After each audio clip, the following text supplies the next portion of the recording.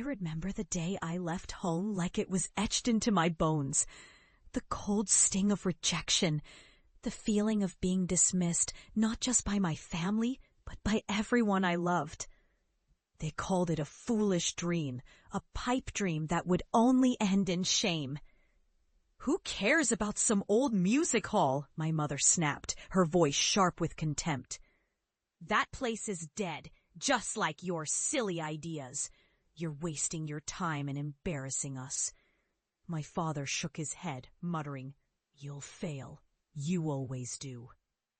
And my siblings, they laughed, loud and cruel, as if my hopes were nothing more than a joke, a sign of my stupidity.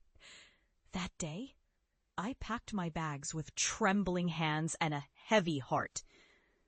I knew their words were meant to cut deep, but I'd heard enough. I couldn't let their ridicule drown out my voice, my vision. I didn't want to be the girl who gave up because her family told her to. No, I was going to prove them wrong, step by step, song by song, concert by concert. The first years were brutal. Restoring the abandoned music hall wasn't easy. It was a crumbling relic, a shell of what once was. The walls were cracked, the stage was rotted, and the community, my community, was skeptical at best. But I poured everything I had into it, every ounce of hope, every late night, every penny saved from odd jobs. I fought to bring it back to life, organizing free concerts, organizing local talents, building a space where stories could be shared. People started to come, then more, then a flood of faces eager for something real, something alive. Meanwhile, my family watched from afar, dismissive and dismissing, always waiting for me to fail. They'd call me the dreamer, the fool, laughing when I'd share my plans. "You're just wasting your time," my sister sneered once. "You'll never make it. This is just a phase." But I kept going, fueled by something deeper than their doubts, by the hope that one day I'd stand in front of them and show them what I'd built. Years passed. The music hall blossomed into a cultural hub, an oasis of creativity and community in a neighborhood that had long forgotten its soul. We hosted festivals, art shows, workshops, transforming not just a building, but an entire area. The magic was in the connection, in seeing the young and old alike rediscover joy through music, dance, and shared stories. It became a beacon of cultural revival, a testament to resilience, and most painfully, a mirror reflecting what my family had dismissed as impossible.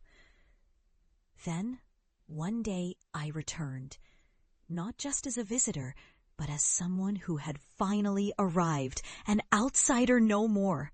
I stood at the threshold of the old music hall, now reborn in vibrant colors, full of life. The door swung open, and I watched as my parents, my siblings, and neighbors filed in, unaware of what awaited them. They saw it. A thriving center of art and community, a living testament to a girl who refused to give up. They watched as I took the stage, my voice steady and strong, singing a song I'd written about hope, about dreams that refuse to die. The room was packed, the air thick with emotion. I saw my family's eyes widen, disbelief etched on their faces. They'd mocked me, dismissed my vision, ridiculed my effort. They'd told me I'd fail, that I was an embarrassment. And now, here I was, proving them wrong in the most undeniable way. As I sang, I saw tears in my mother's eyes, a crack in her hardened facade. My father looked away, choked up, perhaps with regret. My siblings stared, mouths slightly open, as if they couldn't believe what they were witnessing. I kept singing, pouring my heart into every note, every word, feeling the truth of my journey. How every rejection, every tear, every sleepless night had led me here. When the song ended, I stepped down from the stage and faced them. Silence hung heavy for a moment before I said softly, "This is what perseverance looks like. This is what a dream fueled by love, hope, and faith can become. I wanted to build something meaningful, something that could bring us together, not tear us apart. And look what we've created." I saw my mother's trembling hands, my father's eyes shimmering with something I hadn't seen in years. Pride. My siblings looked sheepish, their earlier mockery replaced by a silent understanding. I reached out, hugging them all, feeling the weight of years of pain and doubt lift in that embrace. In that moment, I realized something profound. Their ridicule, their dismissiveness had been a reflection of their own fears. Fears of change, of losing control, of admitting they'd underestimated me. But I had turned their doubts into fuel. I'd turned rejection into resilience. And in doing so, I'd not only transformed a broken building, but also healed fractured bonds, rekindled lost hope, and proved that no matter how loud the world mocks, a single unwavering soul can ignite a revolution.